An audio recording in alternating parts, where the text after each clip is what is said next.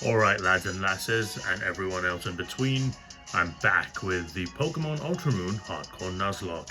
This is part 51, and in the last one I got another encounter on Blush Mountain, which was the Alolan Graveler. I also did a couple of small side quests, by a couple I mean just the one, but you know, it counts. So I did that in Mali City, failed to find the actual Mali Community Center. Maybe I'll find that later on. And also evolved Balak the Eevee into Jolteon. So quite a little bit of, quite a few upgrades there, especially in the electric Pokemon department. Today I'm gonna go to another route, and I'm gonna be very close, or might even reach Tapu Village today. So that's what I'm hoping for at least. But before I do that, I'm gonna do a quick team recap. So starting off, I forgot to do this, but starting off is Dai the Jinx with the Twisted Spoon item attached. It's got Psychic, Hidden Power, something, I don't know what hidden power it is, although I will tell you it's not very effective on Skarmory, but it's perfectly effective on Fearow. That's what I know.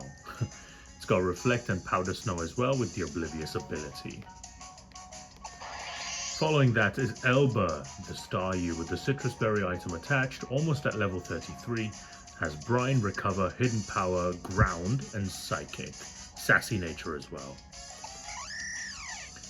Up next is Batchtuber. It's been a while since we've seen this guy, but Batchtuber, the Howlucha, almost at level 34 with Roost, Encore, Brick Break, and Aerial Ace. It also has the Unburden ability, and its naive nature. Coming back up is Khan, level 33 and a half exactly, with Leech Life, Leaf Blade Synthesis and Growth, and has the Leaf Guard ability and a Calm nature. It's a minus attack, which fucking sucks. Coming back into the team is Alaba the Poliwhirl with Bubble Beam, Brick Break, Body Slam, and Mud Shot. I might change one or two of those. It's mild nature, which sucks, and it's a water absorb ability, and it's almost at level 35, which is the cap. And finally, coming back into the team is Gomez the Minchino, almost at level 33, neutral nature, probably bashful. Encore, Wake Up Slap, Charm, and Tail Slap with the Technician ability. Oh, I pressed the wrong button, that's my bad. So, let's just move forward. And I'm actually going to move to Route 13, I believe, first, because I'm on the beach, the Ula Ula Beach. I'm out of that now. This is Route 12. So I have to step this way. This is where the next part is, towards the left. And that's Route 13 right there. Oh. Hey Yash! Don't fight me, please. Phew, that Togedemaru was strong, but I managed to get through the trial too. Maybe even managed to get a bit stronger, eh? I've heard from Sophocles how you just breezed through that trial yourself, Yash. That's true, I mean, it was pretty fast. My shortest video yet, I think, on this series. You're something else, I know. You should take this. Max potion. Alright, thanks, mate. I didn't even need this, but whatever. You only have one volume, don't you? Haven't you ever heard the expression that silence is golden? It's Gladion, the edgy teenage boy. Guy's back! Listen, Team Skull is looking for a Pokemon called Cosmog. Do you two know anything? Oh, that's Nebby. Okay, they're looking for Nebby. Interesting. What? None that we tell you. So you do know something.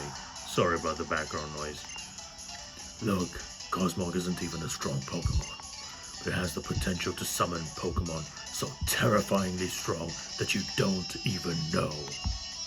If something like that happened, it would be a disaster for Alola. A disaster? Like a real disaster? Then what are we supposed to do about it? Protect it. If you do know where Cosmog is, or if you do find anything out, just keep it safe. I know I might be working for Team Skull right now, so you may not trust me or care, but I'm going to tell you this just the once. You have to protect Cosmog no matter what. Interesting. So he's working with Team Skull, but he's working against their interests. He's a double agent of some sort. But who is he a double agent for? That's the question. I still don't even understand how Team Skull found out about Cosmog in the first place. Well, what do you mean? No matter what? You're just gonna leave us hanging? Yes, he is. Very much so. Yash, if they're really looking for Cosmog, then is Lily gonna be okay? I don't really get what's going on, but we've just got to keep both of them safe, right? Then I know what I'm gonna do. I'm gonna take on the next trials to train with my partner. Look, I know Guzmo was saying all those things, but I really want to complete my island challenge and help people learn about Pokemon battling. So he wants to be a teacher or something. I don't know. I've got to make sure Sorry about the background noise again, but... this fucking police siren going crazy right now. Hate it. This is what happens when you live downtown, lads. Fucking police coming at 3:30. I'll be back in a second, sorry. Okay, I'm back. Sorry, finally that fucking police siren was gone. Anyway, let's just continue. So apparently we have to protect Lily and Nebby, because Team Skull is looking for them, but Gladion is betraying them for some reason. There's a Rockruff sleeping. Oh, totem sticker, hello. 59, okay. Although I don't get anything at 60, it's at 70 that I get the next one. It looks so happy when it's sleeping, I just want to cuddle up and go to sleep too. Okay, cool. Then why don't you? Why don't you, huh? Oh, there's a Stuffle, hello. What's up, mate? Phew. Stuffle looks lonely and sad. Okay. Well, I'm sorry, Stuffle. If I could catch you, I'd probably do it. If you were the encounter on this route, I'd be way happier than what I'm actually going to be getting. Which is actually a great segue into what's actually going to be happening here. So Route 13 is very short on encounters. In fact, it only has 2 possible encounters for me. And they're both fishing encounters. So, yeah. Oh, Moonstone's pretty cool. They're both fishing encounters. I don't know where the fishing encounter is. I'm just like trying to look right now. Or maybe this is where it is, yeah. So only 2 fishing encounters, and because there's actually a total of 3, but one of them is a dupe, which is Gyarados, or Magikarp. So the other 2 encounters available are Wishy-Washy and a Pokemon called Bruxish, which we haven't seen yet. It's a very ugly Pokemon. If you want to Google it, then, you know, I warned you. You know, you've assaulted your own eyes. Now, there's a slight difference between the percentage that you can encounter them at is. So, when the water is bubbling like this, Wishy-Washy and Bruxish have about the same encounter chance, roughly about 35%. But when the water isn't bubbling, then Bruxish only appears 5% of the time. I don't really care about either Pokemon. Maybe Bruxish is better because of type variety, because it's a water and psychic type. But we'll see. Let me just fish and see what I get. Nothing. No bite. Alright. We try again. I am nothing if not a patient man. Alright, let's see what we get here. Is it Magikarp? It's Bruxish, okay. That's what we get. That's the encounter. I mean, it sucks, but it is what it is, I suppose. Die with the lead. Bruxish is water and psychic type. Oh, this one has like very low level as well. 16 is really low. Bruxish is water and psychic type, as I was saying, and it has high attack, like 100 and I think it's like 105 attack or something, and it has okay speed, like 90 something speed. So it's okay. It's a physical psychic water type. It does have a decent ability if we get that ability. I hope we do. It's situational, but it can work.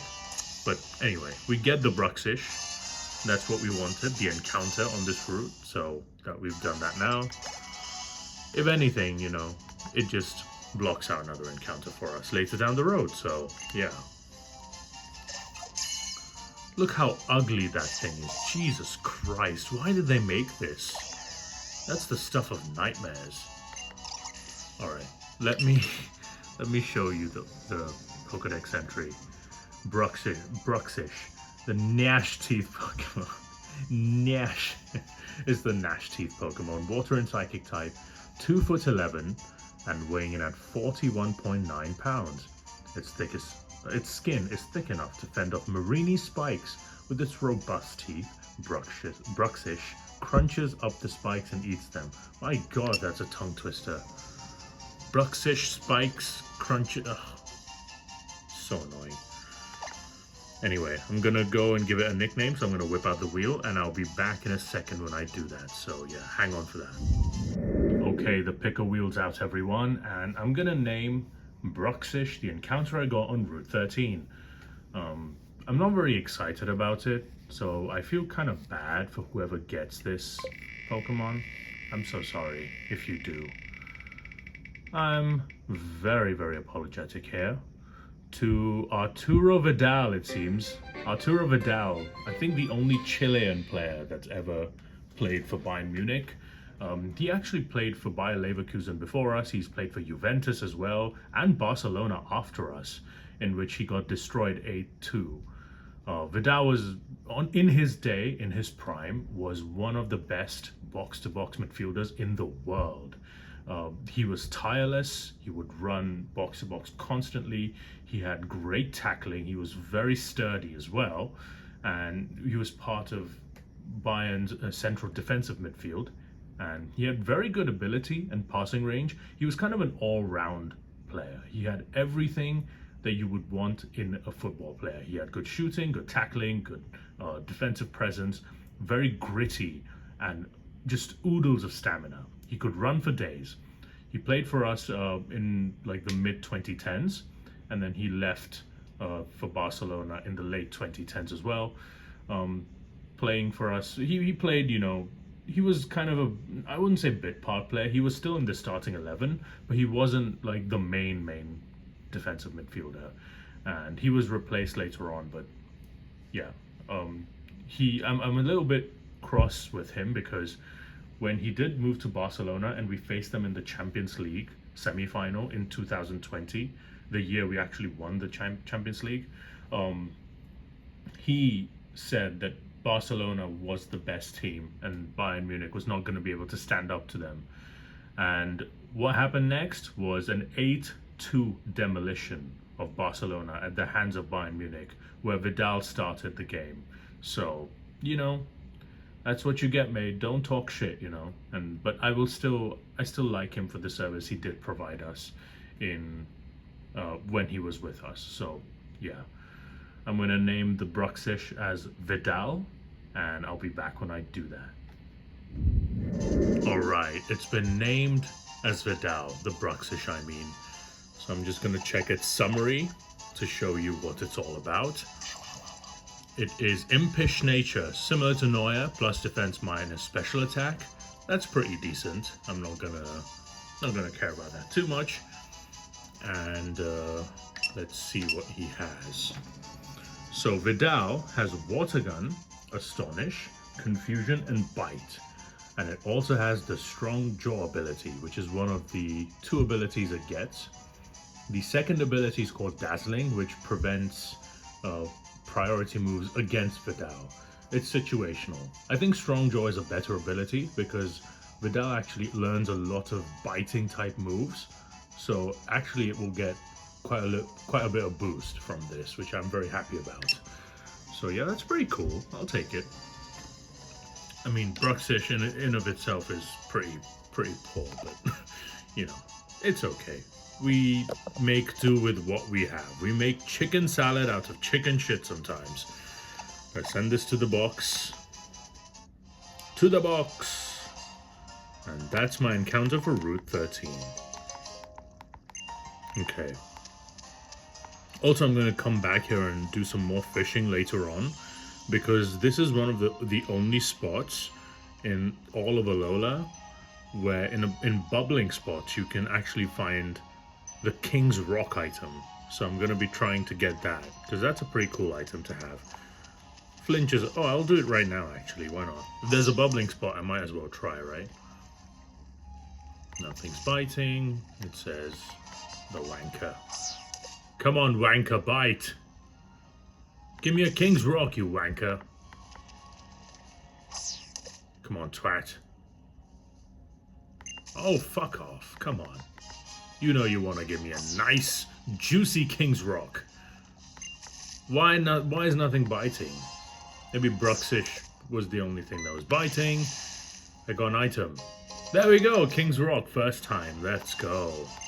Nice, so I don't have to come back here again. I used to be a fisherman, but after I fished up a surfboard one day, I decided to become a surfer instead. Oh, how nice. Okay. It's living in a desert, like the Haina Desert, that makes you appreciate the value of an oasis.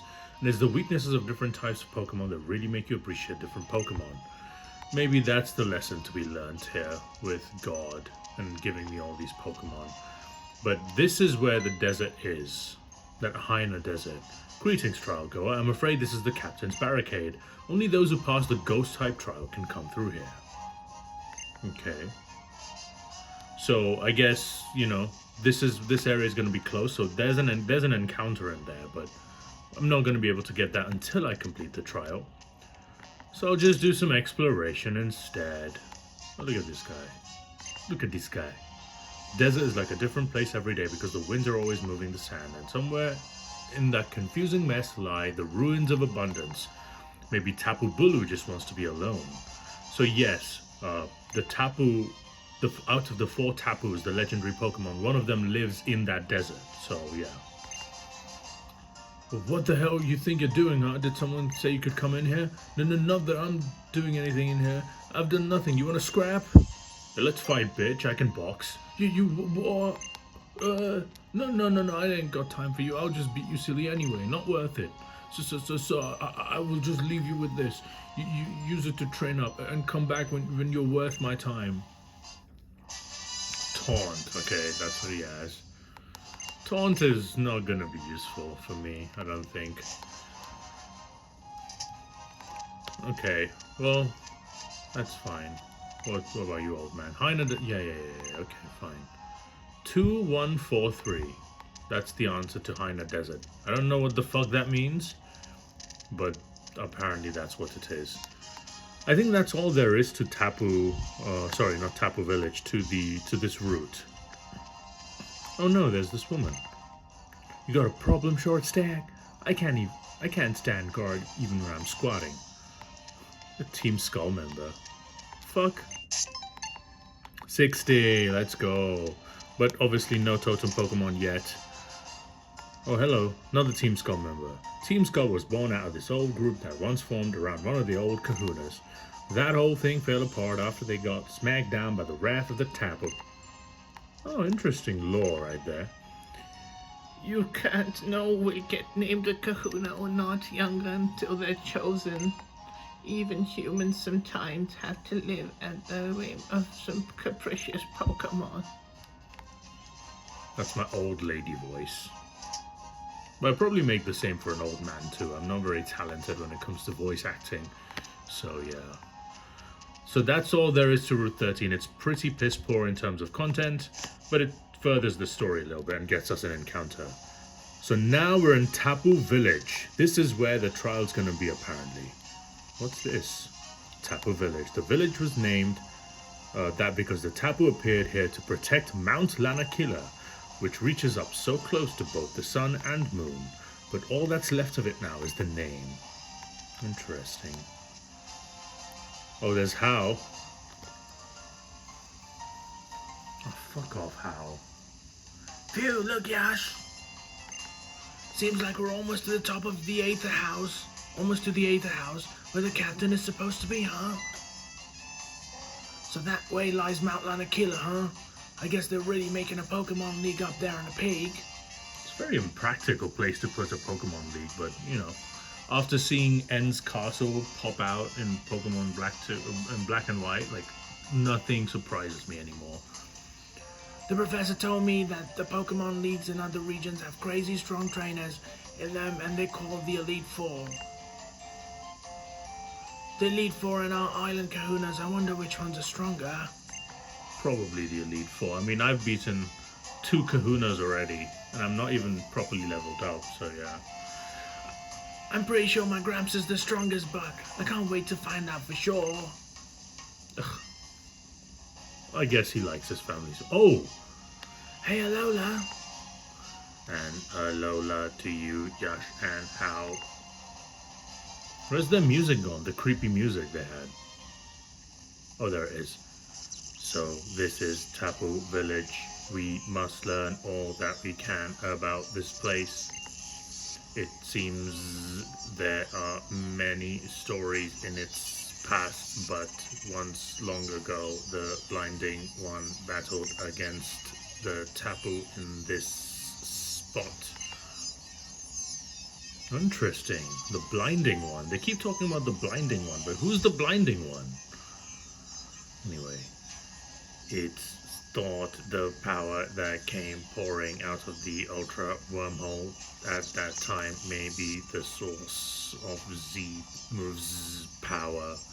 Ah, okay, so the one that the mushroom thing, the jellyfish popped out of. Yes, the light that the Blinding One, I mean the light that Necrozma can wield. I guess I found out who the Blinding One is. It's Necrozma. Our ancestors were greedy, though. Well, talk about humans today, mate. Everybody's fucking greedy as shit. Look at the state of the world.